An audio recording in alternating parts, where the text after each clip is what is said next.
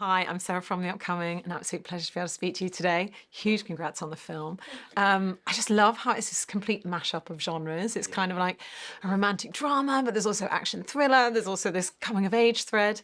What really excited you about the project? Had you already seen the Spanish version, or did you just come from the script? Yeah, so I hadn't seen the Spanish version, and I sort of chose not to watch it until after finished filming. But I'd heard about it, and to be honest, all the things that you just said are what drew me to the project, the sort of excitement and thrill of the whole script and the whole book. It was just like, I couldn't wait to sort of do all those crazy things.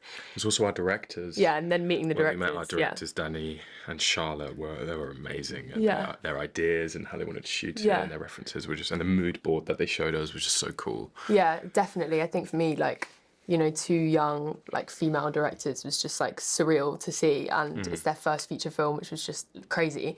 So as soon as they were attached and, like, met them, I was just desperate to do it. Because then all four of us had the same excitement about this project, because it was their first, our first, and it was, Exciting. Yeah. And these two characters, I mean, I just love them individually, but also this kind of dynamic between the two of them, this push-pull that goes through the whole thing, and the tension, the electricity. How did you see each of them individually, but how did you also kind of get that dynamic with each other? I mean, I love Noah, like, individually as well. She's really cool and just, like, stubborn and sarcastic and strong, which is really nice. But I think her and Nick sort of bring out the fiery sides of each other, which is always fun and entertaining. And You know, they push each other's buttons and also teach each other a lot about themselves. yeah, But I think as actors, you sort of go away and you focus on your own character a lot and what it is to them, and then doing it with somebody else then is you really come nice. and join them, and we met up before the rehearsal, before the filming, and we would talk about our characters and the sort of dynamic we wanted to create and what felt real for us, and it was. Yeah, I think just doing it with somebody else just makes it really fresh and feel, like, exciting. And of course, I mean, Key's in the title, but London really is a character in this film. And obviously it's kind of a heightened version, and maybe it's a little bit, you know, through like the protagonist's eyes, you know, kind of the American view on London. But I love how it has kind of like the glossy bit, the traditional countryside bit, also gritty East London.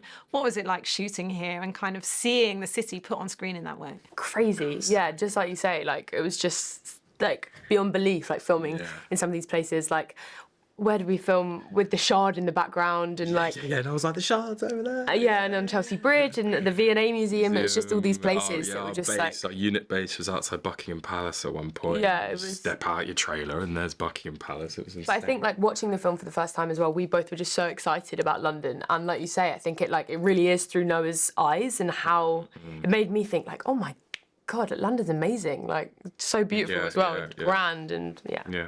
And you were put through your paces a bit as well. I mean, did you actually get to do quite a bit of driving? And then also, you know, having to do the boxing stuff. Were there any like really hard moments, any best bits for you?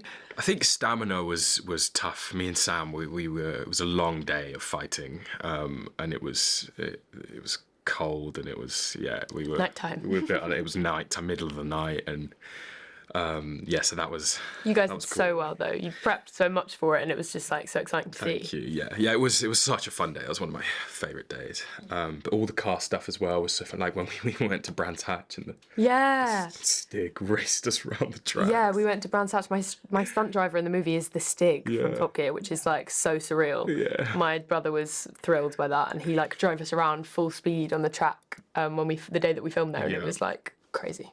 And in terms of the takeaways, I mean, I love how it is kind of got that kinetic energy of a lot of the teen movies I watched back in the day. But there's also some like, you know, simmering themes underneath there about how, you know, we can all come from quite complicated families, how trauma can follow you and, you know, maybe needing to let go of that. So what do you think some of those themes might be as well? Just that, really. There's lots. I mean, there's a lot about learning about yourself. I think it's a coming of age film, like at its core, and a romance film. So I think the characters learn a lot about themselves and how to sort of like deal with their trauma a little bit, I guess, and how they can help each other with that. Isn't your fault. Wonderful. Hence the title. And there you go. Cut the credits. Roll the credits. Perfect place to end. Well, thank you so much for sharing all that with me. Huge congrats on the film. Really enjoyed the premiere.